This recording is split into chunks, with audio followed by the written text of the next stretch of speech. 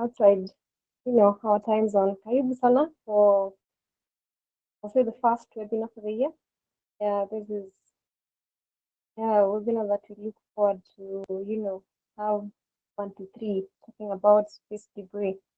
I know most of you have got a lot of questions, a lot of clarification, and this is the place to ask all those questions. We will try our best to answer those questions.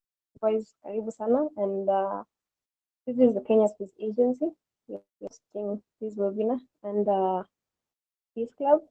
Yeah, so generally talk about Space Club. Space Club is, I will say, service that KSA gives to students, learners, whether you're in the university, whether you're in high school, whether you're in primary school, kindergarten.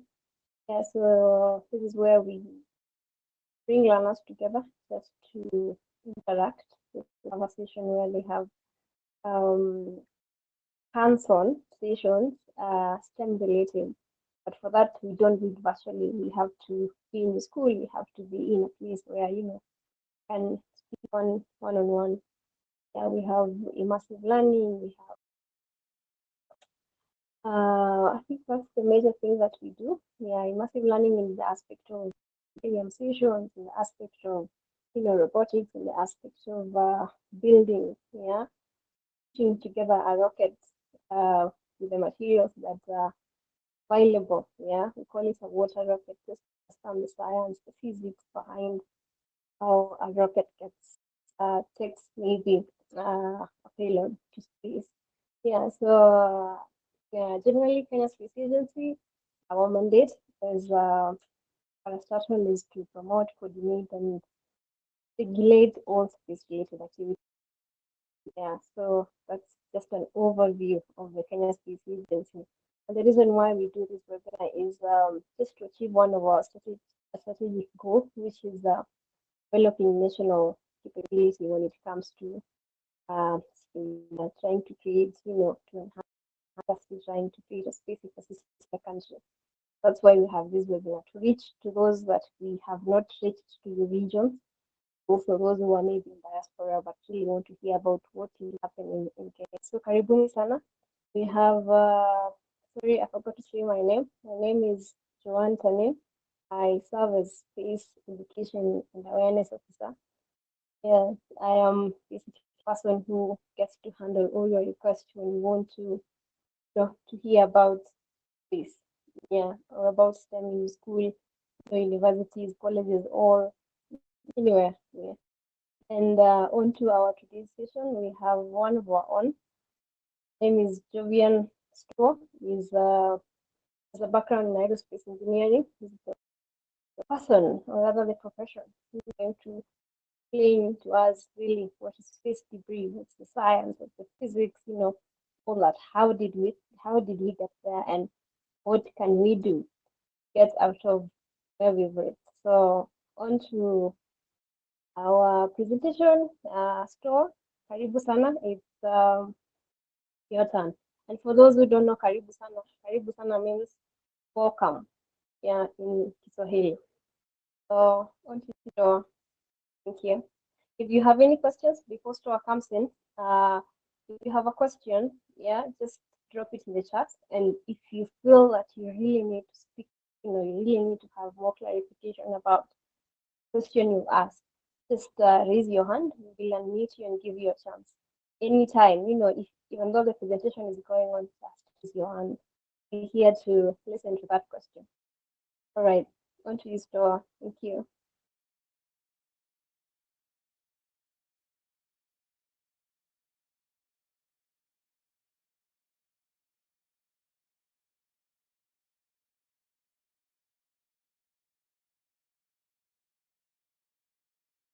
So we can't hear you.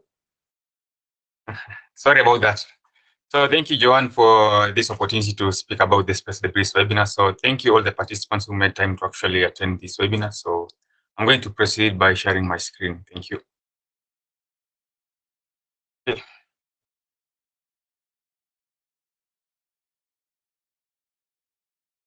So I hope you can all see my screen.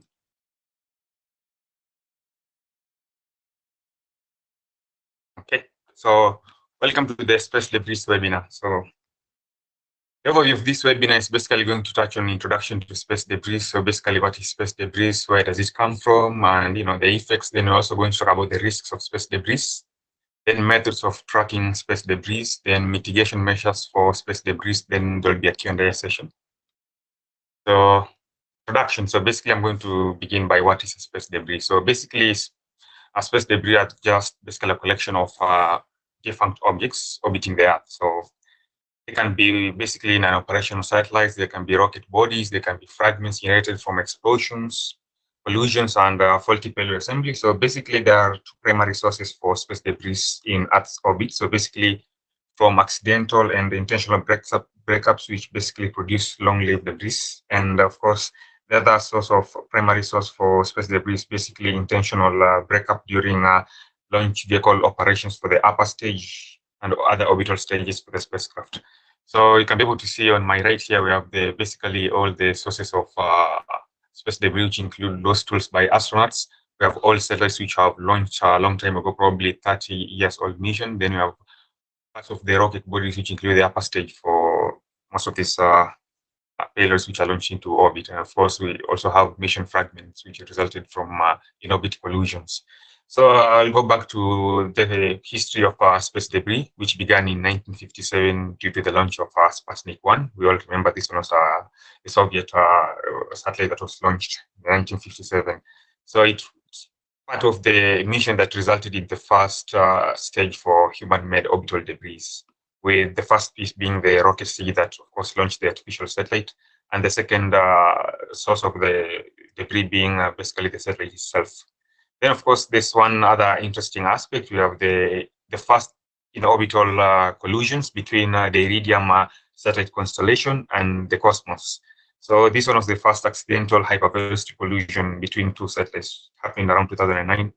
And of course, the Iridium belonged to the US, which is an operational satellite. Then the Cosmos 2251 basically was an unfunctional satellite, belonged to the Russian.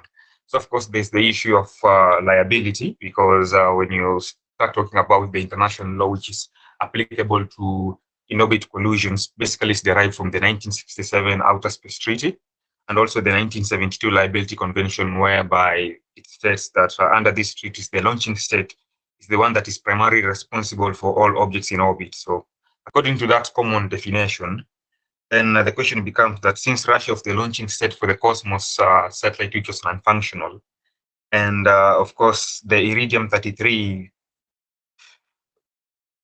wasn't registered in the United Nations Convention. So the question of liability comes about asking who is now the primary responsible for this in-orbit collision, and who's going to pay the other one. So that's another aspect that we're going to discuss here.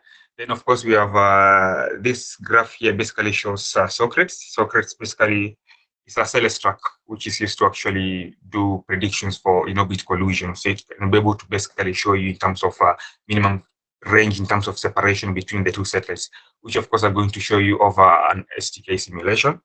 So basically, Socrates stands for Satellite Orbital Conjunction Reports, assessing threatening encounters in space. So also going to discuss that in the next slide. So the risks of space debris. So these risks are going to be divided into two. So one is going to focus on in-orbit operations. The other one is going to focus on re-entry effects of space debris.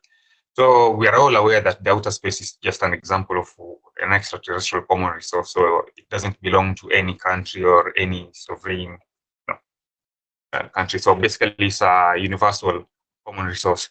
So the risk of space debris, I'm not sure if you're all aware of the Kessler syndrome, which is basically refers to a theoretical scenario, which was described by a NASA scientist called Donald J. Kessler in 1978. So it basically talks about cataclysmic reaction, where we have a chain reaction between collisions of orbiting assets. So basically, it says that in which the density of objects in low Earth orbit becomes high enough that collisions between these objects will continue to generate an increasing number of small fragments. So this becomes a completely, complex, progressing chain reaction. So what we do basically to be able to prevent this Kessler syndrome is that we talk about methods to actually mitigate space debris. We talk about ways to prevent conjunctions. By predicting conjunctions, basically conjunction stands for possible collisions between two satellites. So we're able to model that by modeling them as spheres, as you can be able to see. For example, in this video here, you can be able to see the red spheres. Basically, that shows that the minimum separation is basically less than 1 kilometer. So there's a possible conjunction. So what happens is that a space truck sends you a request to be able to, it's called a traffic collision avoidance maneuver, like a request to actually be able to either change your orbit or either move up or move down to allow the other satellite operator to actually continue this orbit. But the question arises in terms of there's so many assumptions that we make when we are trying to do conjunction analysis. So basically, we model these physical objects as spheres in order to eliminate the need to have attitude information. So for satellite collision avoidance maneuver planning, you must take into account several factors. We're talking about weighing the risk of collision against the risk of performing a maneuver, because fuel is going to be used in terms of doing these evasive maneuvers. So the other aspect is, of course, it will shorten your operational lifetime. So you need to be able to do those trade-offs, either to increase your mission operational lifetime or you risk that by performing a maneuver. Of course, there's also going to be an aspect of mission degradation. So that is another thing that you must consider, because you're going to depart from your initial orbit. So that is something that you must consider, because for you to return to your nominal orbit, then you're going to have to actually do another maneuver. So that is, you're consuming fuel, which basically shortens your mission lifetime. So it's a lot of things that must happen. And this determination is based on when the secondary object transgresses the user-defined safety zone. So I'm able to show you here. So basically, from here, the bottom here, you can be able to see the space truck. That is basically STK, Systems Toolkit interface, where you select your primary satellite, which becomes basically your primary vehicle, which you're trying to model against all other orbiting assets. So we have Taifa 1, basically Kenyan satellite, which you're trying to model with all respect to all other satellites. So STK, TLE, all of it. Then you're able to obtain such a report, which tells you have object P with the satellite catalog number. Then you have Taifa 1 with the satellite catalog number. It shows you the threshold of entry, the closest approach, the threshold exit. Then you're able to get the normal tangential crosstrack, which are basically the way you define this three-dimensional in order to avoid having to take into attitude information. Then it basically tells you the time of closest approach and also the relative velocity at the time of closest approach. So basically, since they're in low Earth orbit, the relative velocity will be the sum of the two velocities since they're coming into contact, which is about 15.12 kilometers per second. You can imagine the small fragments resulting from this collision. So these are something things that we need to consider. Then this upper interface is basically keep track. This is also another virtual telescope, which basically shows you all the orbiting assets, including space debris, rocket bodies, the payloads, special missions, and also, of course, satellite bodies and missiles. So basically, this shows you a lot of possible re-entries that might happen in the future. So the reason we do conjunction is to be able to actually predict imminent collisions and try to avoid them. So if a satellite operator does not have a method of actually doing an evasive maneuver or performing a collision avoidance maneuver, we look for the other operator, the satellite operator. We advise the other one to actually do either raise the orbit or lower the orbit. The same way aircrafts work with the traffic collision avoidance system, where when two aircrafts are coming in opposite direction and they are in the same altitude, so one must be able to go up, the other one to go down. So the threats basically include threats to spacecraft and astronauts in terms of micrometeorites and orbital debris, that is MMOD. Then, of course, increased collision probability, because there's increased probability of collision between two satellites, especially when the range of separation is very less. Then, of course, we have collision with operational satellites, so it poses a threat to orbiting assets. Then, of course, debris cloud expansion as a result of the Kessler syndrome. And of course, they hinder the space activities and make certain orbital regions unusable, because if you're launching constellation of satellites in low Earth orbit, and then of course you're crowding the orbit, so basically makes the orbit unusable for future space activities. Okay. So I'll continue to the next slide. So this is another risk of space debris, basically re-entry. So what goes up might as well come back down on top of you, and Yeah, so re-entry safety has for a long time been neglected under the wrong assumption that any re-entering object, there's always an assumption that even including massive spacecraft, they can always completely burn up through the atmosphere. But that is not really the case, because some continue surviving re-entry, especially if the spacecraft was not designed to have intentional breakup. So you can be able to say, this is what we actually anticipate. When you're doing the re-entry casualty risk analysis, you need to actually take into account the re-entry trajectory. You need to take into consideration the features of these fragments that are going to survive the ground in terms of mass, the size. The size comes into the aspect of radar cross-section. Then the material, what material is it made of? Because there's some material that can be able to withstand the aerodynamic hitting during re-entry. Then, of course, the casualty area of each fragment and the total casualty area, the total casualty probability to population, so the casualty risk. Of course, we tend to limit this in 1 in 10,000, of course, in terms of the risk to human casualty. Then, of course, the declared re-entry area and the safety re-entry area, which, of course, is defined by the inclination of this debris before re-entering the atmosphere. So what we do basically is that we take the catalog data from spacecraft. Then we feed it into an orbit propagator. You can have an AGI systems toolkit. You feed it into the orbit propagator, basically SGP4, then you're able to predict the lifetime prediction for that satellite, basically the orbital decay model, taking into account aspects of environmental modeling. So in terms of, you're talking about the drag, you're talking about, the re-entry angle, most of these things, they affect the, prediction of space debris when it's re-entering the atmosphere. Then, of course, we are assuming that most of the breakup will happen at about 78 kilometers. For integration altitude, this one is basically for propagation in terms of SGP4. So you take into account the mass, take into account the radar cross-section, you take into account the method that you're using to propagate, whether it's Rankuta, Kuta-Jakowski iterations, to be able to do this numerical analysis for the propagator. Then, of course, you calculate based on the epoch. So the spacecraft provides you the possible re-entry dates, and then you're able to take that catalog data. So the catalog data is basically the two-line element, TLE, which basically takes into consideration the different aspects of the space debris in terms of eccentricity, the inclination, the right ascension node. They're talking about the mean motion, mean anomaly, so those kind of stuff. Then you're able to feed it into the orbit propagator. So these are just some of the analysis tools that you can be able to use. So we have object-oriented survival analysis tool, which mostly used to model this, so that you can be able to actually anticipate something of this sort. Then you have the debris assessment software for NASA. Then you have the space atmospheric re-entry and the thermal breakup. Of course, these ones you can be able to register through the NASA technology transfer portal, and then you can be able to access this one. Then we have the AGI systems toolkit, which I'm going to show you. Then we have the space tracker.org, basically where the United States Joint Space Operation uses to monitor all orbiting space assets. So this is just some of the re-entry that have survived re-entry.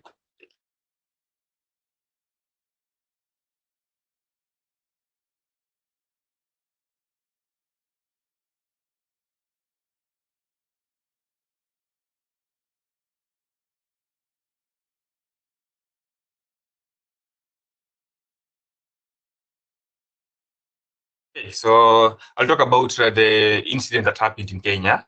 So the incident that happened in Kenya is one of those uncontrolled re-entry. So whereby we're talking about uncontrolled re-entry is where the space debris doesn't have any form of thrusting mechanism or any form of controlled descent. So basically, you cannot predict, because there's some sort of uncertainty in terms of estimation for the re-entry epoch, basically the re-entry trajectory, the re-entry time, the re-entry date. So most of this results from complicated shape and, of course, unknown attitude evolution of the re-entry object. For example, given that it was passing over the equator along Africa, where there is no space situational awareness, space infrastructure in terms of telescopes, optical telescopes, and also ground-based radars. So it was impossible to actually be able to have updated attitude evolution for this object, and also due to sparse and inaccurate tracking data, of course, along the equator. In Africa, we lack those kind of space infrastructure to actually track and keep monitoring the space debris. And also in terms of biasness and stochastic inaccuracies from the computation of atmospheric densities. So what we are assuming is that during re-entry for this low space systems, they will re-enter at very shallow angles. So the assumption is that they will have to burn throughout the atmosphere. Then, of course, this debris, they will fall within a latitude band which is defined by an orbit inclination. So our assumption is that this object that fell over Kenya had a low orbital inclination. So we're talking about something closer to 0, but not 0. So around 0 to 10. So that is why, because if you look at the latitude band of Kenya, we're about plus or minus 4. So that means that the object definitely had a very low inclination when it was initially launched. So yeah. Then, of course, the location for uncontrolled re-entry is unpredictable because the assumption is probably it could have fallen into the Indian Ocean or could have fallen in any other place. So that is something that somebody needs to take into account. And of course, the other aspect is that 10 to 40% of this mass must survive re-entry. And of course, the impacts definitely pose hazard. But in our case here, we had minimal effects in terms of actually affecting people. But of course, yeah. So the other aspect that I want to talk about is basically just, giving a light note that the people who are saying that it was India, it wasn't India because, for the PSLV, the C-60 mission that was launched from Satish Dhawan Space Center, because Satish Dhawan Space Center basically is located at about 13.73 degrees north. That is the latitude. Then the longitude is about 80.3. We are with assumptions that the stage separations are going to happen over somewhere here. So basically, the probability that a stage separation happening over here coming to fall over here is impossible. So that's another thing. Then the other thing is that the recovered object is located far from this re-entry corridor. So the PSLV was launched about 10:15 p.m. That is Indian Standard Time, which basically correlates to 7:30 p.m. Eastern African Time. So the stage separation will have re-entered the atmosphere shortly after launch. So it is inconsistent because you're basically saying that the effect happened before the cause, which is impossible, ruling out the PSLV C-60 mission for the docking as testing mechanism. And of course, the STK simulations confirm that all the PSLV C-60 stage separations, they follow the planned flight path along this sun-synchronous. Okay, sorry about that. So this is basically what happens in the systems toolkit modeling simulation. So basically, you can be able to see the launch trajectory flight path. So all of these, stage separations are going to happen over the territorial waters of closer to India and somewhere within this territory. So basically, this rules out the possibility of a space object or an upper stage from this mission to actually fall over Kenya. So how do we track and monitor space debris? So this is the aspect where we have something called space situational awareness, then which extends to space domain awareness. Then it can also extend to space traffic management. So SSA basically aims to monitor, track, and predict the resident space object positions, RSO, movements, and status. So understanding where satellites are, their status, where they're going to be in the future to enable space sustainability, basically to improve and minimize collision risks, and also predict satellite re-entries from those that have, probably decayed or their mission has come to end of life, and also mitigate the effect of space debris. And that is why we do space situational awareness. Basically, we try to track, monitor, and keep track, using several space ground-based space infrastructure and also orbiting assets, such as optical telescopes which are orbiting.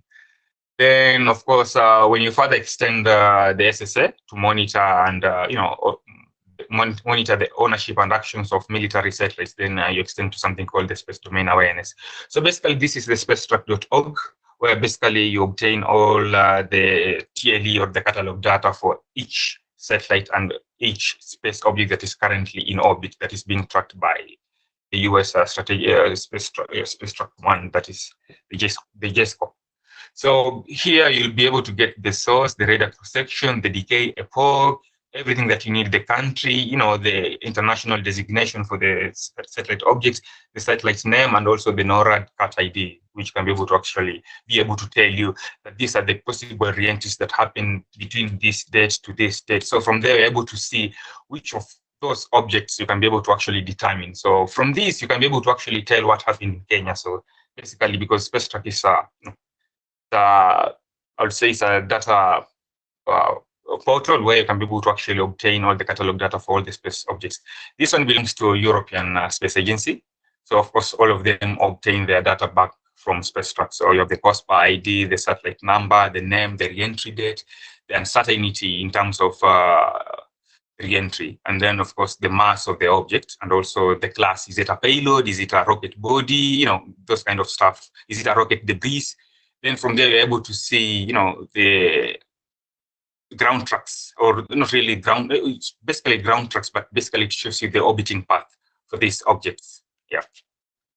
And here we have the JAXA SSA system, which basically consists of the radar, optical telescopes, and an analysis system. So we have the radar, which basically scans. Then we have the optical telescopes, which is able to actually do tracking for geostationary orbits, while the radar does for low Earth orbit. And of course, you can also have some aspects of orbiting assets. So this is just one form of space infrastructure that we are looking into developing so that we can be able to have our own SSA capability within the equatorial region and also within the African region, so that we can also be able to update and contribute to space station awareness mitigation policies. Then, of course, this one belongs to Raytheon. So it's basically a Norris orbital analysis toolsuit, which has the same interface as STK. So it's able to show you the ground path and also possible reentries and all the possible reentry latitude. So from the SpaceTrack back to SpaceTrack, you can be able to obtain something called TIP. Basically, that is the impact and prediction on message, which basically tells you or gives you unique set of data, which include the US space catalog number. You're talking about the the latitude of the predicted reentry, the longitude of predicted reentry, the orbital inclination. Mostly, this happens for those objects which have a potential, or they have a potential to actually cause a lot of human casualty. The debris has large mass in such a way that you can be able to actually survive reentry. For example, something like this, 440. You're talking about 440. That is massive. Definitely, it must survive reentry, most of it. Yeah. So then, as a general rule, radars are primarily used to characterize space debris population in low Earth orbit, whereas optical telescopes are used for more distance orbital regions, such as the geostationary region. So you have the ground-based laser, which is basically used to pointing. Then you have the acquisition radar, which basically targets the debris, and then you're able to get the trajectory for the debris. Then, of course, debris tracking tools. You can have AGI Systems Toolkit. Then you have the SpaceTrack.org. Then you have KitTrack, which is basically a virtual telescope to do that. You have the NORStrack, which belongs to Raytheon, of course. That one you have to actually have partnership. This one is still part of ESA, but this one you can be able to access it once you create an account with them. Then space debris removal, ways to actually mitigate it. So how we do this is that you can be able to, categorize this into two broad categories. That is, those that curtail the generation of potential harmful space debris in the near term, and those that limit the generation over the long term. So the former one basically is going to involve the curtailment of the production of mission-related space debris and avoidance of breakups, while the other one, which was about basically having to limit the generation over the long term, is, you can have different aspects for future missions and past missions. For past missions, it's going to focus on active debris removal, while for future missions, we're talking about end-of-life services. So future missions, so basically you're talking about large constellations which need to retrieve their defunct satellites and replenish with new satellites. You're talking about Starlink satellite services and also other mega constellations which are currently in orbit. So for the launcher systems, then of course, active debris removal technologies will eventually apply to them to be able to actually remove the upper stages, which actually deploy satellites from the parking orbits to their final orbiting trajectory. So we have different ways of actually doing this. So one of them, and the efforts to actually do this, it's not about near-term profits. We're talking about you want to be able to extend the life of a satellite and be able to reduce the environmental impact of launching new platforms, and also mitigating the risk of failures in orbit and limiting the amount of space debris. So we have different methods. For example, we have the laser orbital debris removal method to actually be able to use a ground-based laser to actually point at a satellite to be able to deorbit it. So another one, you combine it with a space-based laser. So this one is able to actually do the space debris removal by actually forcing, the satellite to be able to burn up and actually be able to deorbit because of ablation product. So it's like a form of forced re-entry to be able to actually decay. And this is just basically the orbital mechanics. You have the velocity, tangential, we have the tangential velocity, then we have the radial velocity for the object, and then of course the laser beam, then this is basically the space debris. So you're basically forcing it to be able, this is the initial orbit, this is where you're trying to force it to actually be able to decay. So you have the perpendicular with the tangential velocity, then you have the normal velocity for the ablation products, and then it's able to deorbit. Then you have this other one where you actually basically use, it belongs to clean space. This is just another approach where you basically launch a vehicle, and the vehicle is able to actually eject or, eject the capturing mechanism to be able to actually approach rendezvous. So basically here you'll have two aspects. You'll have the chaser and the target vehicle, the same way as this one, where you have the chaser and this is the target. So once the chaser is able to actually attain the target, it's able to do a forced re-entry, which is basically the orbiting mechanism. Then to be able to extend the life of a satellite, talking about in-orbit servicing and also in-orbit assembly. So for in-orbit servicing is where, for example, you have a geostationary satellite and you do not want to launch another mission so that you can be able to actually take over the geostationary slot. What you do is that you launch another mission to actually extend the mission of the other satellite, where the mission robotic vehicle is able to actually dock with the other active satellite or the client satellite, as you can be able to call it. Then it's able to actually extend its life mission, providing more fuel or basically just keeping its orbit in terms of station keeping. Then we have another aspect of active space debris removal using a spiderweb space nets. So these are just proposals to actually do space debris removal in terms of active debris removal. Then we have the space debris mitigation. So we say there are two aspects. One is to be able to actually prevent harmful space debris in the near term, and the other one is to also limit their generation in the long term. So there's the Interagency Space Debris Coordination Committee, which works directly with the United Nations Office of Outer Space Affairs, basically the COPAS, Committee for Peaceful Outer Space Affairs. So basically they have this, documented debris mitigation guidelines, which ensures that all space operators must be able to actually follow to be able to ensure that we do not contribute to more space debris. One of them includes limiting space debris. Basically, you limit debris being released during normal operations for spacecrafts. Then the other aspect is about to minimize the potential for breakups in case for future missions. So for in potential breakups, we're talking about intentional breakups, where people design vehicles so that they can be able to actually break up during their orbital lifetime, which is of course generates more space debris, and we're trying to actually prevent Kessler syndrome. Yeah. The other is to be able to minimize the potential for breakups during operational phases. So here we're talking about spacecraft and launch vehicle orbital stages, which should be designed to avoid failure modes, and of course avoid leading to so what you need to do is you can be able to use different methods to actually do disposal and also passivation for the measures to actually execute and avoid intentional breakups. The other one is to be able to limit the probability of accidental collision in orbit. And this one is where we talk about employing methods to actually be able to respond to traffic collision avoidance requests and also collision avoidance maneuver request from SpaceTrack.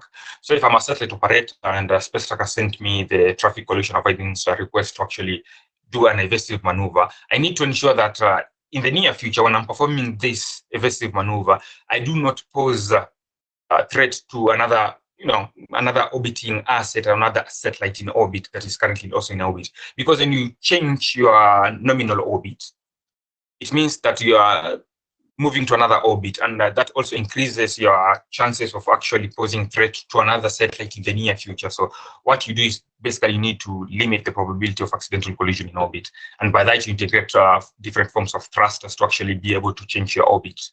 Then another one is to avoid intentional destruction and other harmful activities. All these are just guidelines which have been laid out by COPAS and IDAC. So when intentional breakups are necessary, then they should be conducted in sufficiently low altitudes to limit orbital lifetime resulting to fragments, because of course we understand that these orbiting assets, especially in low Earth orbit, they're going to undergo orbital decay. So when you are trying to do intentional destruction, you need to ensure that they're at very low altitude in such a way that they don't pose risks to other space operations. The other one is basically to minimize the potential of post-mission breakups which result from stored energy. So we're talking about passivation. This is where now you need to actually do some aspect of passivation. Basically, you find a way to remove all forms of stored energy in that spacecraft. So including residual propellants and compressed fluids and discharge of electrical storage devices, especially during end-of-life mission. Yeah, when you're trying to actually deorbit your spacecraft and decommission it. Then the other aspect is to actually limit the long-term presence of spacecraft and launchers orbital stages in low Earth orbit region at the end of their mission. Because, for example, the re-entry that happened over Kenya, we're assuming is part of an upper stage launcher vehicle. So, what you should, spacecraft or launch providers should ensure is that the upper stages they limit their presence so that they cannot be able to cause stress to other orbiting assets. So when making determinations regarding potential solutions to remove objects in LEO, signal or a command to actually, activate the fan module or the sail module to actually increase the surface area or the drag of the spacecraft. So from the drag augmentation, you're trying to increase drag to be able to actually force the spacecraft to decay.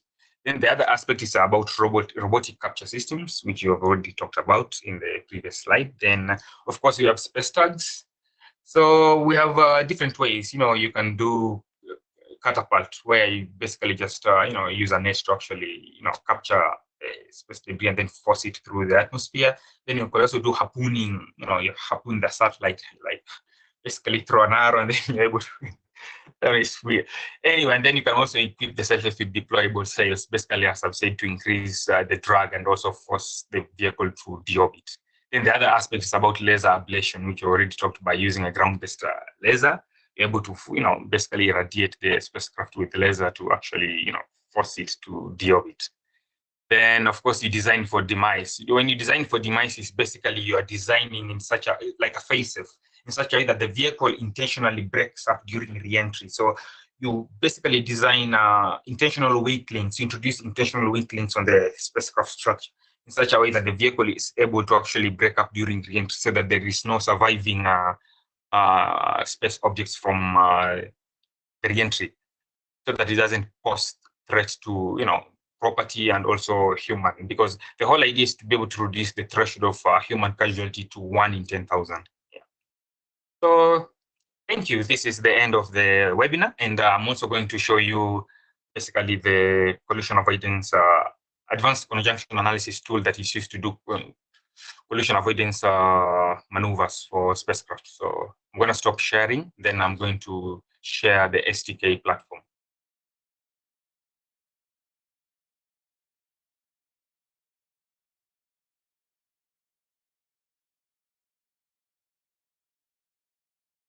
So I hope you can be able to see my screen. So right now I'm going to share the advanced conjunction analysis tool, which basically is for advocates. So what you do basically is that when you check the properties, I have global attributes, just a minute. So what you can be able to do is that you have the primary list for the vehicle. So you can be able to select, for example, you have if you are a satellite operator or you're a country that has a constellation of satellites, either for E or what you can do is that you select all those satellites as your primary list. Then you're able to switch them to that side. Then you select the three, dimensions, your tangential, cross-track, and the normal. Then, of course, the secondary list will include all the other satellites. So you'll select STK all, that is STK TLE all for the remaining satellites which are currently in orbit. Then you're able to compute. So it will basically be updating. That's why you can be able to see it's doing advanced conjunction analysis tool calculations. So fetching all the other secondaries in orbit. Then once it's done, you can actually be able to go back. Let's wait for it to compute.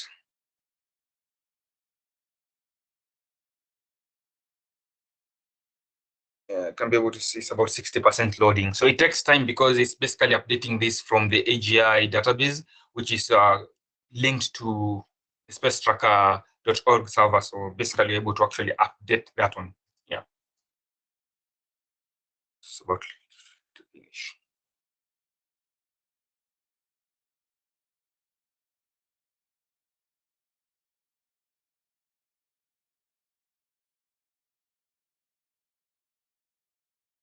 Okay, so it's already created. So what we go back here, then start running the analysis. So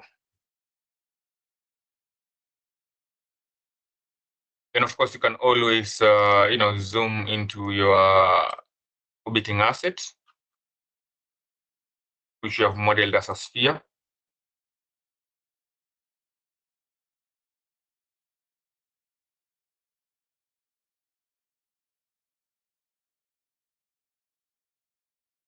And be able to see, go back,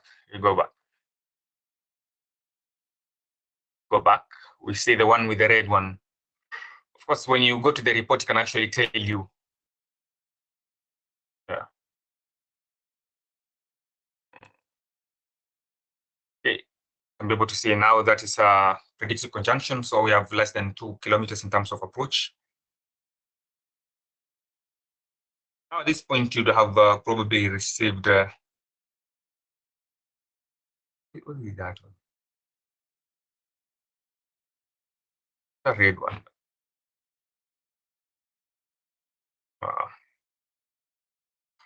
Fine. Already gone. So yeah, that's how it happens. So then on this other side, you can be able to see the ground tracks. So since Taifa 1 is basically a sun-synchronous orbit, so you'll be going from polar to polar.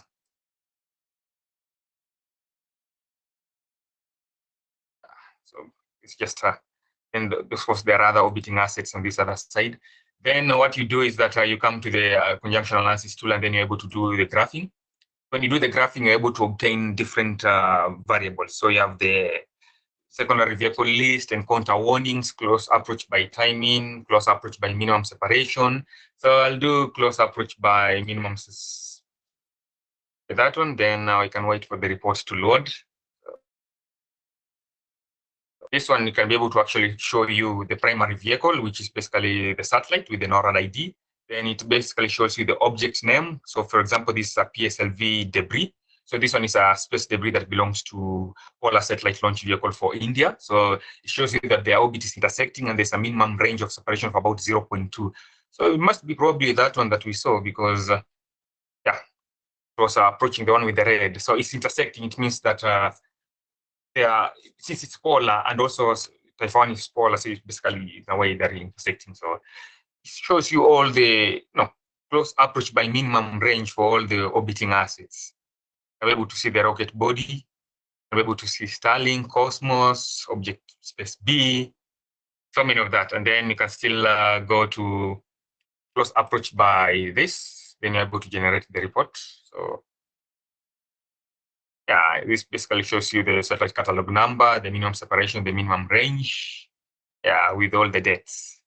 So with this, you can be able to actually design a model in such a way that that model can actually be able to guide you in terms of, just ensuring that the collision probability does not exceed your user-defined threshold for your orbiting asset. And of course, there are several courses of action that you can be able to take you as a primary satellite operator. For example, as the primary satellite operator for our Taifa satellite, then we, if the secondary satellite does have an active way of being controlled in terms of thrusters, then the owner or the operator will be contacted by SpaceTrack to actually ensure that they can be able to do a maneuver which is scheduled prior to time of closest approach, because you have the TCA. So time of closest approach. I could have generated this other link, this other report, but the problem is that it takes time. So with the encounter warnings, is basically tells you the time of closest approach. You can be able to actually schedule a maneuver. Then, of course, this maneuver will basically involve just changing the primary satellite's attitude to be able to minimize the cross-section in which the other satellite is able to encounter it. So if I zoom back to the model, I can be able to see possible conjunctions, and most of them are intersecting, the ones with the yellow. The one for the red is the one that is basically poses a lot of threats. So that is what you need to be able to ensure. But as a final resort, an evasive maneuver can be warranted, but you need to ensure that you have planned accordingly to ensure that you take the initial factors which I mentioned, that you need to be able to weigh the risk of collision against the risk of performing that maneuver, because eventually you're going to consume propellant, which of course is going to shorten your mission lifetime. And of course, when you shorten your mission lifetime, your mission degradation is also going to be affected, because remember, you're departing from your designed orbit. So you're going to go to another orbit which is different from your nominal orbit. And for you to actually do another maneuver to actually return to your nominal orbit, then you're going to have to spend another amount of fuel, which basically means that your mission lifetime is going to be reduced. So what you need to ensure is that for a maneuver to be able to be done, you need to ensure that the secondary object has clearly, has overly transgressed the user-defined safety zone for your satellite. Yeah. So I think that is it. Stop sharing my screen. And yeah, back to the platform. Thank you.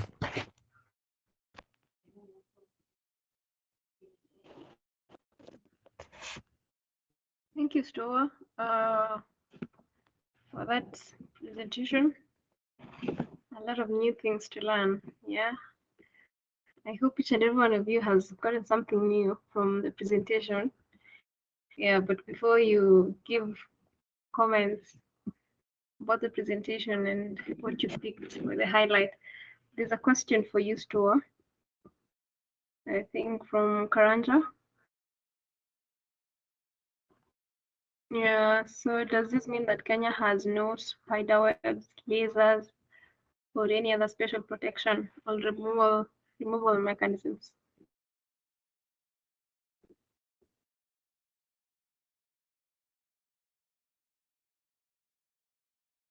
So the question about when Type 1 is likely to burn out, that is just a question of actually doing an orbit propagator for the decay model, taking into account for the lifetime of the satellite. So maybe what I can do is, let me do this again, just to show what I'm talking about. So from the tool, you have this. So I'm going to select this as our satellite. Then from here, you can be able to actually get everything you want. You have the attitude simulator, you have the lifetime, you have generation of TLE, close approach. So when you come to the lifetime, this is where you actually, you're able to do that. You take into account the satellite characteristics.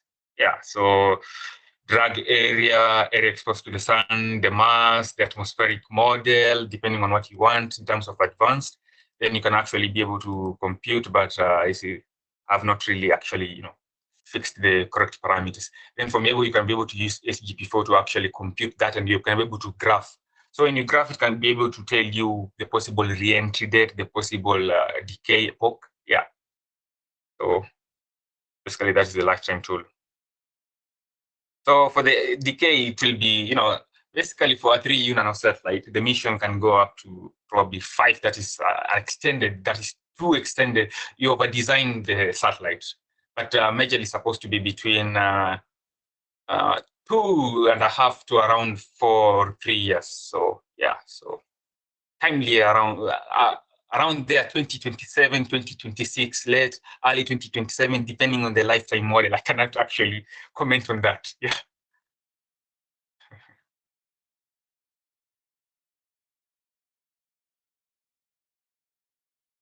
You have a number of questions from Ian Kamuri. I think he has 3. Yeah. Okay, regarding the debris that fell in Makueni, well, it was tracked, but 1 week after being 1 week prior to re-entry, since along the equatorial region, especially along the equator, we lack the necessary space infrastructure to actually do active space situational awareness. So what we do is that we depend on catalog data from spacetrack.org. Then we use other off-the-shelf tools. Of course, we are using the ESA platform. Of course, with the NORIS, then you have the keep track. So we're able to actually monitor and keep track of, the objects. Because when you check the space track, the last, the last data, the TLE data, the catalog data for this object that fell in Makueni, it was about 1 week. It's about 1 week old prior to re-entry. So yeah, but what we know is that what you can do when you go to SpaceTrack, you can actually get an updated version of the data where you actually take the last TLE and then you're able to propagate it and model it. So when you use the lifetime tool, you feed in the correct mass, you can actually be able to know the propagated, object. Because what you need to know is that an object that is surviving re-entry definitely has a radar cross-section of more than 1 meter square, meaning its area, it's more than 1 meter square. So the ones that do not survive re-entry have a radar cross-section that is very less. And SpaceTrack, in terms of high interest, basically it labels that as no, it is not of higher interest. But for this object that re-entered Kenya, when you look at the tip message from SpaceTrack, it basically had an interest of yes, that is basically W, meaning that this was of high interest in terms of re-entry because there was a potential to be able to survive, because you're talking about something more than 200 kilograms, and you're talking about a satellite of roughly 10 kilograms, like I found about 4 kilograms, 5 kilograms there. That one definitely will not be able to survive re-entry. But an object as massive as more than 200 kilograms or more than 150 kilograms will definitely survive re-entry, even a small piece of it. Yeah. So do we know who owns the debris that fell in Makueni? Well, we do not know.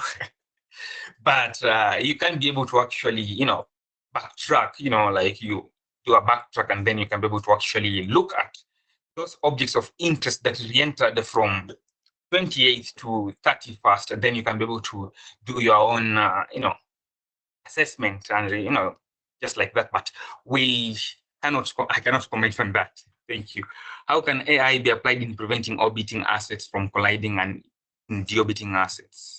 Okay, artificial intelligence.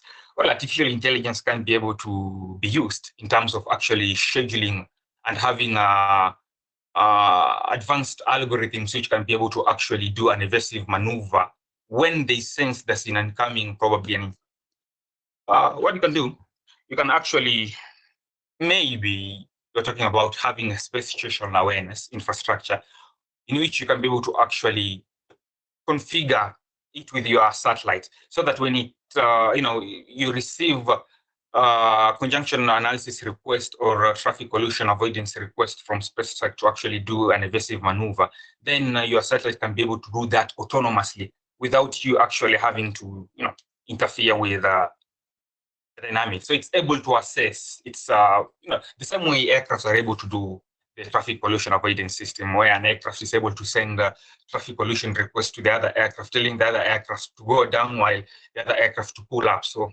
it's just the same aspect. Yeah. Basically, to do autonomous collision avoidance maneuvers. Yeah.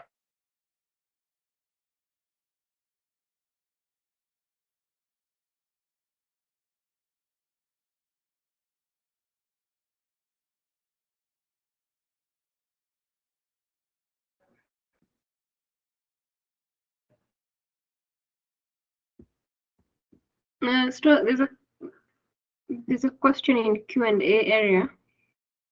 There should be actually two. Yes, from Karanja and okay. Okay, for liability, I've seen somebody's talking about responsibility and liability for space debris. Well, space law, as the United Nations Office of Outer Space Affairs. So we're talking about the 1972 Liability Convention and the 1967 Outer Space Treaty. So what we know is that under these treaties, the launching state is always responsible for the use of outer space and also for the objects that are currently in orbit. So the Liability Convention always dictates that for damages that occur in orbit, fault must always be determined. However, I understand that there are some aspects of legal definition which does not currently exist to cater for the context of liability convention. For example, if my satellite doesn't have a means of actually doing an active collision avoidance maneuver, and also the other operator doesn't have another method to actually do an evasive maneuver, and our two satellites are in a possible collision trajectory, and we just sit and we try to wish that they do not collide, but eventually when they collide, what now happens? Do I start pointing to the other satellite operator that you are the one who who actually knocked me in orbit or collided with me in orbit? because they have no other way of actually responding to the traffic pollution avoidance request to either move up or move down. So I think all incidents which have happened to date in terms of in-orbit collisions that have resulted to potential claims under the convention, including the iridium that I talked about and the Cosmos collision, all these collisions have been settled by the respective countries outside the convention, because the liability convention does not state somewhere where this operator is going to have to pay this other operator. So, for example, if I collide with another operator, for example, Starlink, but Starlink has a way of actually doing collision avoidance maneuver, is able to actually change its orbit. So I'm talking about another satellite that doesn't have method of actually doing or responding to this TCA request. So when these collisions happen, we'll basically meet aside, we put the liability convention aside, and then we talk, we agree that, we can be able to settle this as different, satellite operators. We say that this is what we have agreed. So I'll take part of this responsibility, also take part of this responsibility. So, because it's not clearly defined, and that's why the liability convention needs to actually have a way to invoke these aspects of, compensation for in-orbit collisions. Yeah. Thank you. That's what I can say about the liability convention. Yeah.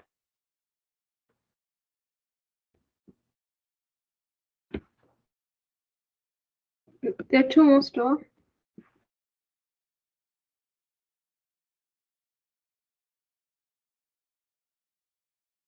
Joanna, I don't see any other question. I think the last one was from Arnold.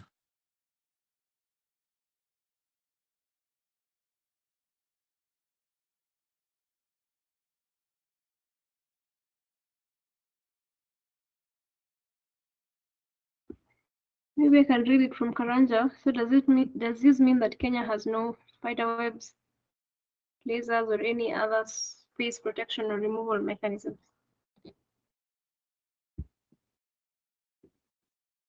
Well, these are basically proposed methods by private companies to actually try and clean orbit. We have Astroscale, we have the Clean Space. All of these private space entities are trying to actually bid to be able to get the contract to actually try and clean orbits, try to extend satellite operations, like to extend a mission for a satellite. So if I am a customer and you've come with the requirements, for example, you do not want to replace your geostationary communication satellite, you actually want to increase its lifetime mission, probably due to depletion of propellant or fuel. So what you do is that you contract me as a manufacturer, or me as a company or a private entity that actually does in-orbit servicing.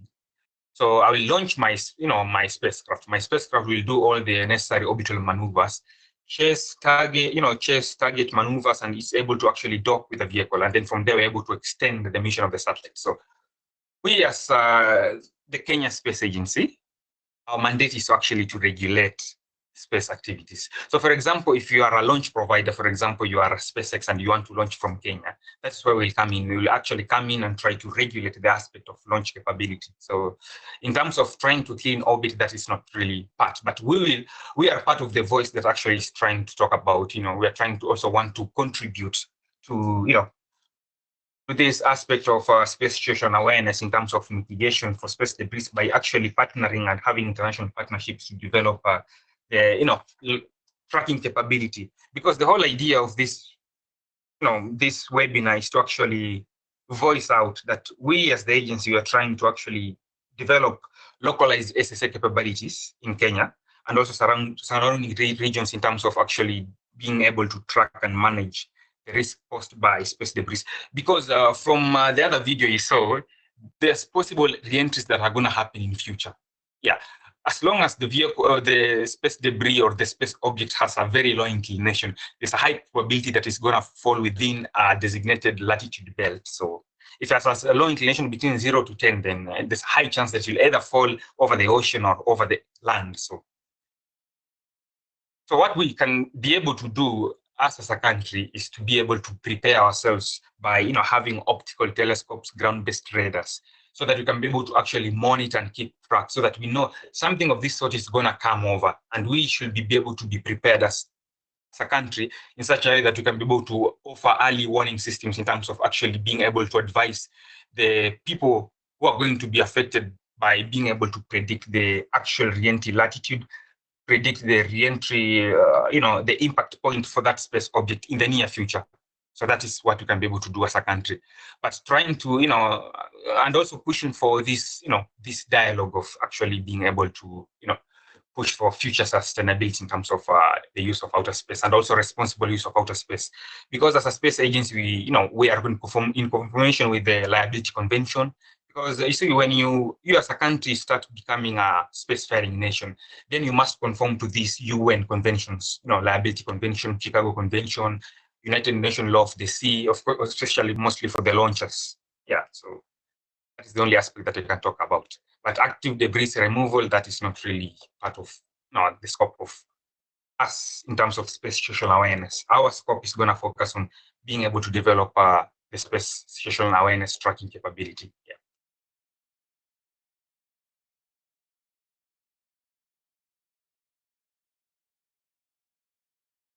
There are two more. Maybe this one. Are there any plans to operationalize the Malindi launch platform? I read that the equator is prime spot when it comes to getting cargo in orbit efficiently. Well, I will not be able to comment on that, but what I would say is that we, as the Kenya Space Agency, we have long-term vision of actually being able to develop and operate an equatorial spaceport so that we can be able to have access to different orbital market missions. We're talking about LEOs and synchronous orbits. We're talking about equatorial orbits. We're talking about geostationary orbits. You can also do interplanetary missions. So, and also because we have a lot of downrange safety in terms of territorial waters. We talk about the Indian Ocean. So, yeah, it's lucrative or it's efficient to actually launch from the equator because at 0 degrees, at the equator, you're already traveling at about 456 meters per second. When you factor that into your fuel budget for the launcher, then it means that your launcher is able to deliver more payload. Because the analogy is, if you've been in a launcher optimization class or a lecture, you'll understand that the launch site latitude always influences the performance of a launcher. And that's why many countries try to find a way of having an equatorial spaceport. Because when you have your launch site latitude as small as possible, closer to 0, it means that your launcher performance to GTO, that is geostationary transfer orbit, increases because you're able to bring more payload at the expense of fuel, because almost more than 90% of our launcher is basically fuel. So if you can be able to actually do a trade-off between fuel efficiency and payload capacity, then it means launching at the equator is more beneficial. So talking about the refurbishment of Malindi launchpad, I cannot be able to comment on that, but what I would say is that we are planning to develop an equatorial spaceport in the near future, which can be able to actually do this launch missions from Kenya. Because the Malindi launchpad has been there for more than 60 years. Kenya used to be the space race for a long time, but people don't realize that. Because the space race happened it started around 1957, there was the Sputnik A, Sputnik launch. Right now, then we had the Malindi, launch activities starting off from the 1960s up through the 1980s, early 1990s. And then from there, the station of the launchpad was decommissioned. So refurbishing an old, 60-year-old launchpad is a bit difficult because you're talking about a lot of issues in terms of floods, high sea tides. So you'd rather have an inland spaceport where you can actually launch next to the ocean.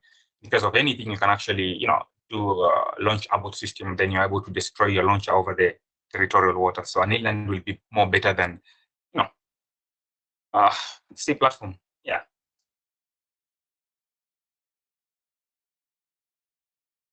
Last one, I think. Do space body emissions contribute to carbon levels on Earth?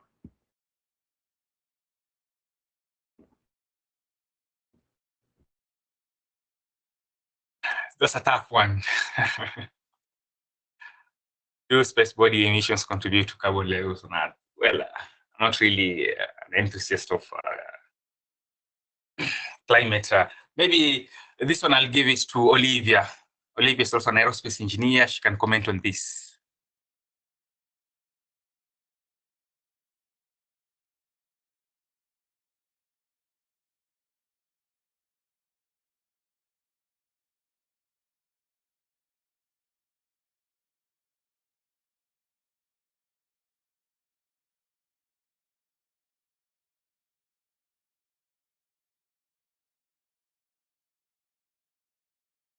Well, I would say it's quite impossible because, okay, probably because it's highly improbable because given the, but what I would say is that launch activities do contribute to, this aspect of greenhouse effect because of the launch emissions from the propellants which are being used in these launch vehicles. But for space body emissions contributing to carbon levels on Earth, I don't think that is possible because, we have different levels of the atmosphere from, troposphere going up to stratosphere, going up to thermosphere, when you go ionosphere. So it's impossible to actually have those contribute to carbon levels on Earth. But what I can say is that launch activities also do contribute to this aspect of climate change and also, environmental pollution. And that is why for somebody to actually be able to conduct launch activities, they must actually have conducted an environmental feasibility study. So NEMA will come into play because they say, you're polluting in the air, you're affecting climate because of, these greenhouse effect gases which result from some of these different types of propellants which are used in launchers. So that will be my answer to that. Yeah, but I don't think it's probably that they contribute to carbon levels on Earth.